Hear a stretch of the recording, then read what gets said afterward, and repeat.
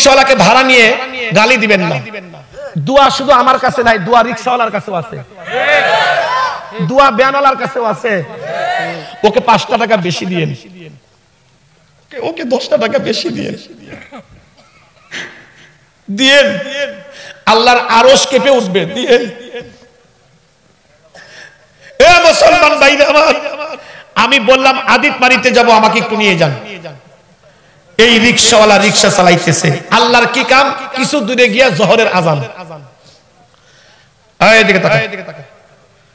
এখন আমারে কয় কি জানেন, যেই মাত্র আজান অমনি ব্রেক। হুজুর একটা কথা বলি, কিছু মনে করবেন না? না না না না, বলেন। কিছু যদি মনে না করেন, এই যে একটা মসজিদ, আমরা দুইজনে ওযু করে নামাজটা পড়ে গন্তব্যস্থানে যাই।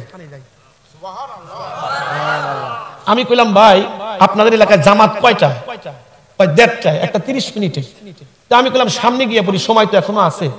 আমারে কয় কি জানেন, হুজুর কিছু মনে করবেন না, আলেম মানুষ আপনি, হয়তোবা হুজুর আমরা যা আধা ঘন্টায় যাব, রাস্তার মাঝখানে যদি আজরাইল আসে,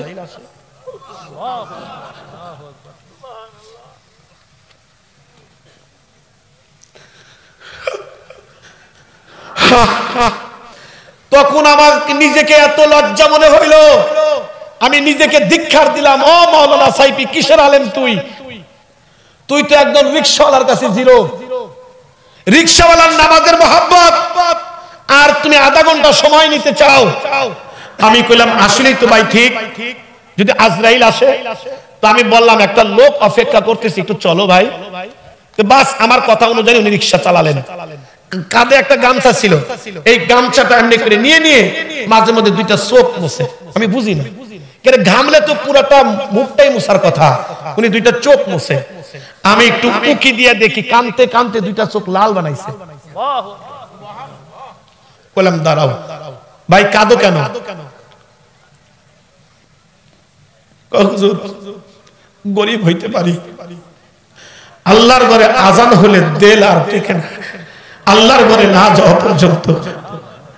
চিন্তা করলাম আল্লাহর আশিকরে কষ্ট দিচ্ছি আমি, দেখলাম তাড়াতাড়ি চলো আমরা জামাত করি। ওযু করে জামাতে নামাজ পড়ে আমারে কয় হুজুর কিছু মনে না করলে 1 কাপ চা খাওয়াবো। আমি চিন্তা করলাম একটা জুতার বাড়ি খাইলাম, না জানি আমাকে আবার কোন বাড়ি দিবে, কিন্তু ওর কাছে আমি শিখতেছি বাবা আলেম হলে যে শেখা শেষ তা না, শেখার অনেক কিছু আছে। আমাকে চা খাওয়াইতেছেন, হুজুর একটা কথা জিগাই। চিন্তা করলাম আবার কোন ভুল। জি ভাই বলেন।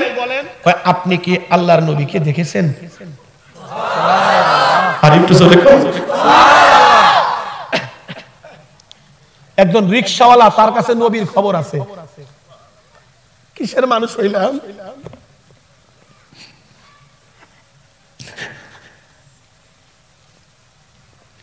একজন রিকশাওয়ালার কাছে নবীর খবর।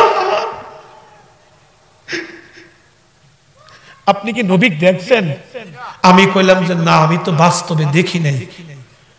হুজুর কেমন দেখা যায়? কিতাবে পড়েন নাই? হ্যাঁ, শামাইলে তিরমিজিতে পড়েছি। হুজুর বলেন তো। আমি একটা অঙ্গের কথা বলতেছিলাম, উনি একটা চিৎকার দিয়ে পড়ে গেলেন। হুজুর বলবেন না, যেভাবে বলছেন হয়তো আল্লাহ আমাকে এইভাবেই দেখাইছে। আরো জোরে। জুতাটা খুলে গেল দূরে, আমি ওনার জুতাটা সংগ্রহ করে নিজের রুমাল দিয়ে ওনার জুতা পরিষ্কার করতেছি। কয় আপনি কি করেন আলেম মানুষ? আমি কইলাম না, তুমি রিকশাওয়ালা না, তুমি রিকশাওয়ালা না, তুমি রিকশাওয়ালা না, তুমি আল্লাহর বন্ধু, নবীর বন্ধু। যে রিকশাওয়ালা নবীকে দেখে সে সাধারণ মানুষ হইতে পারে না। আমাকে যখন নামিয়ে দিলেন, আমি ভাড়াটা বের করলাম তাকে দেওয়ার জন্য। উনি কয় হুজুর আমি চিনতে পারছি, বুঝতে পারছি। হুজুর বলেন আপনি কি আমাদের মাহফিলের চরমনাই হযরতের 3 দিনের সম্মেলন হয়, আপনি কি মাহফিলের মেহমান? বললাম হ্যাঁ।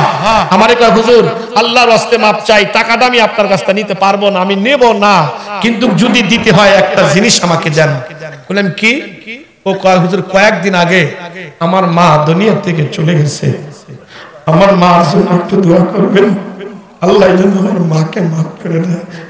ভাইরা আমার, এই দরদের ভাই, রিকশাওয়ালা আল্লাহ দেখে না, ভ্যানওয়ালা আল্লাহ দেখে না, চাকর আল্লাহ দেখে না, গোলাম আল্লাহ দেখে না।